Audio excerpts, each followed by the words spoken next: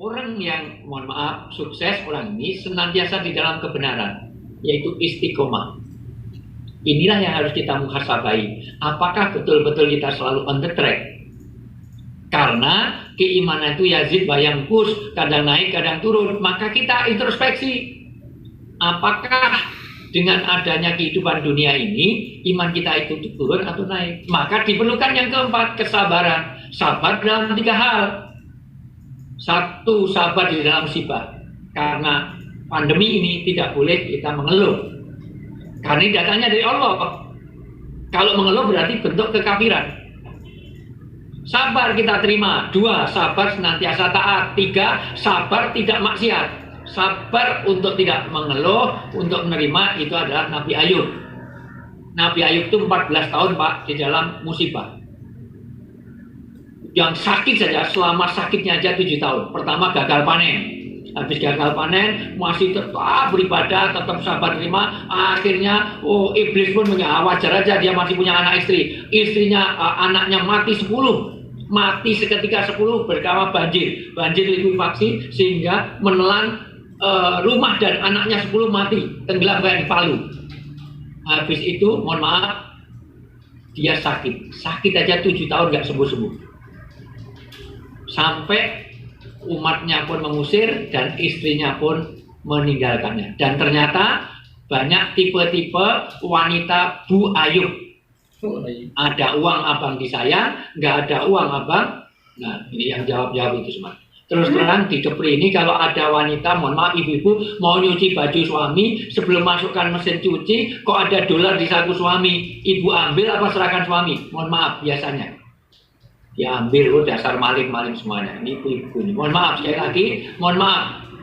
Tapi luar biasa kesabaran. Yang kedua, Nabi Ibrahim. Itu senantiasa taat. Lama nggak punya anak, tetap dia taat. Akhirnya, karena Nabi nggak punya anak, istri pertama nyuruh untuk nikah lagi.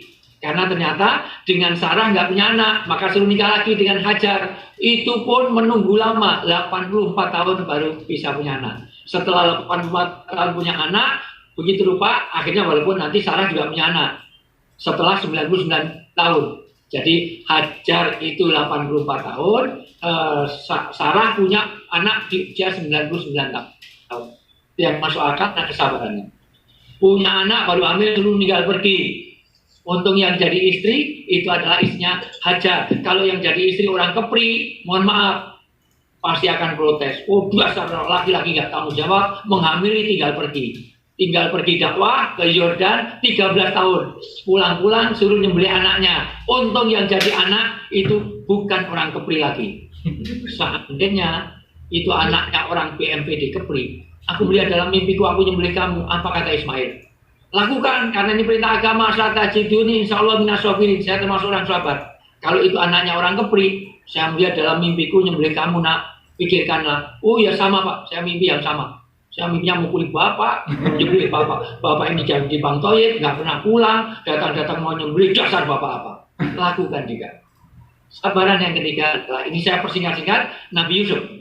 Nabi Yusuf dalam kondisi apapun dia senantiasa taat, tidak mau maksiat. Padahal kurang apa? Nabi Yusuf dalam keadaan masih muda, belum pernah nikah, diperkosa wanita, wanitanya cantik. Kalau wanitanya kayak orang perbankan di sini nggak mau wajar, itu cantik mulai by nol, sepi, tidak ada CCTV, layani sebentar aja selesai, dan yang ngajak malah juri. Tapi hebat, dia mempertahankan untuk tidak maksiat. Karena kehebatan keimanan itu ketika ada fasilitas, ada potensi. Jadi kalau ada orang Kepri, saya nggak akan pensiun, saya nggak akan korupsi lagi. Kenapa? Udah pensiun, wajar. Saya nggak mau ke Bukit Sameong, wajar. Udah 90 tahun, nggak mau ke Bukit Kutu, ya wajar aja. Itu semuanya itu wajar. Nggak mau main perempuan, udah 90 tahun, ya wajar. Itu semuanya. Saya nggak mau judi lagi ke Nagoya. Kenapa? Udah nggak punya uang, wajar. Ketika dia masih ada potensi tapi melanggar, maka kesabaran inilah yang nanti akan membawa itu. Untuk itu, kesabaran itu apa? Karena hidup ini, mohon maaf Bapak Ibu yang saya muliakan, kita evaluasi waktu ini demi waktu akan rugi karena kita nggak paham. Kita tahu 1 tahun itu sesuatu yang sangat merugikan kalau kita jadi murid yang gagal naik kelas. Kita paham 1 bulan itu. Anda tanya kepada ibu yang melahirkan bayi. Dia melihat bagaimana usia ke-8. Itu sudah luar biasa. Dia paham dari bulan ke bulan menghitung hari. Kita tahu 1 pekan kalau kita tahu pemret koran. Bagaimana koran itu kalau dia bikin berita telat 1 minggu saja, dia sudah nggak ada artinya sama sekali. Kita tahu perlu 1 hari. Kalau kita punya buruh harian yang punya 10 anak, sehari nggak bisa kerja, 10 anak mau makan apa? Kita menghargai waktu itu penting sekali. Kita tahu 1 jam itu kita paham kalau kita jadi pengantin baru. 1 jam, sudah tengah malam tiba-tiba diketok mertua. Itu 1 jam itu menjadi hal yang sangat berharga sekali. Kita tahu 1 menit kalau kita ketinggalan pesawat. Tanyakan. Orang mau naik pesawat, terlambat cuma 1 menit. Ternyata waktu 1 menit itu sangat berharga. Dan nanti kita tahu orang waktu 1 detik ketika nyawa sudah mau dicabut. Untuk itu kita muhasabah karena apa? Setiap manusia ini dari wal asr ini harus ada 2 poin. 1, wali kulil waqt amal. Setiap waktu harus memproduksi amal. Karena kalau ada waktu dia nggak beramal, wa dulu orang itu dolim. Orang dolim bukan hanya orang yang menganiaya orang lain, punya waktu tapi nggak punya beramal. Waktu hanya apa nggak boleh main gitar boleh, tapi kalau semalam suntuk gitaran itu dolim. Apa nggak boleh main catur? Kenapa dulu Imam Syafi'i mengharamkan catur? Karena orang catur itu terus lupa waktu, itu dolim. Walaupun oleh Imam Hanafi itu disunahkan karena mengasah otak, tapi kalau sudah lupa waktunya jadi dolim. Setiap waktu harus ada amal. Yang kedua, dicatat baik-baik, setiap amal harus tahu waktu. Karena kalau amal nggak tepat waktu, wa mardu datun laifah. Orang-orang BNPB Kepri ini rajin-rajin, jam 10 sudah zuhur. Jam 11 sudah asar, wajib tahajud itu Pak Musni, Masya Allah. Orang-orang anak bukannya Pak Musni ini, IB ini Masya Allah luar biasa. Tahajud itu pagi tahajud, siang tahajud, malam juga tahajud. Rajin banget dia itu. Nah, nggak diterima karena nggak tepat waktu. Besok pagi nyerahkan sapi, buat apa? Buat Idul Adha. Ini belum apa? Idul Adha sekarang ini belum waktunya, besok repot, ngomong sekarang longgar, sekarang kurban hari ini, nggak diterima karena nggak tepat waktu, dan besok semua orang akan menyesal. Coba dibaca surat Munafikun ayat 10. Ini kaitan mengenai waktu, karena semua orang akan menyesal ketika sudah waktu itu habis, ketika Israel datang. Munafikun ayat 10 boleh, Fatir juga boleh, banyak ayatnya. Munafikun 10.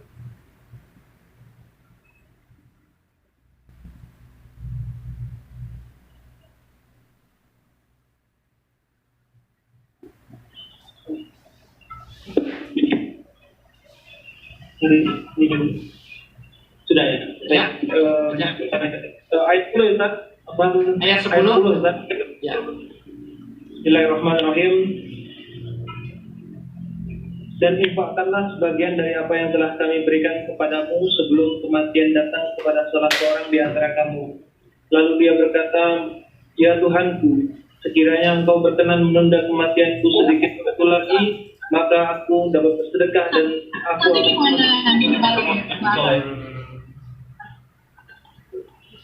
ya, mungkin adminnya bisa mendalikan biar nggak splitteran.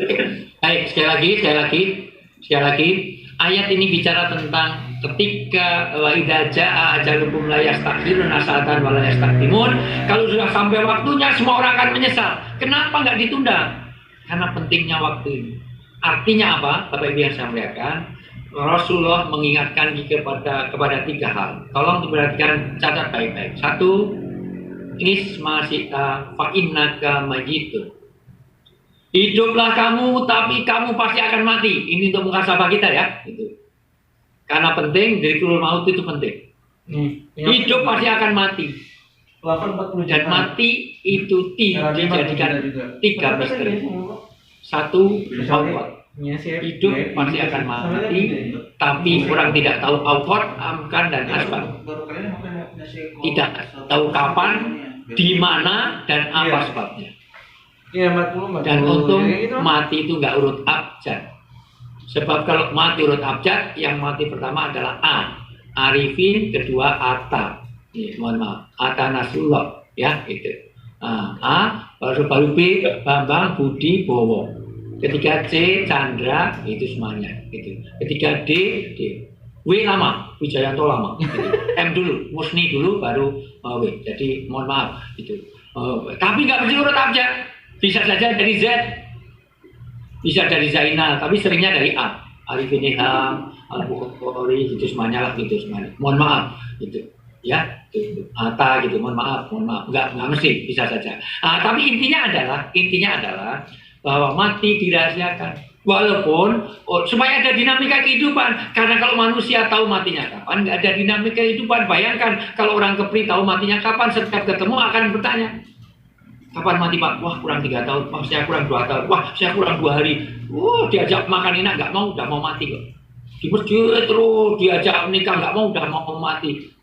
Artinya apa? Pasti.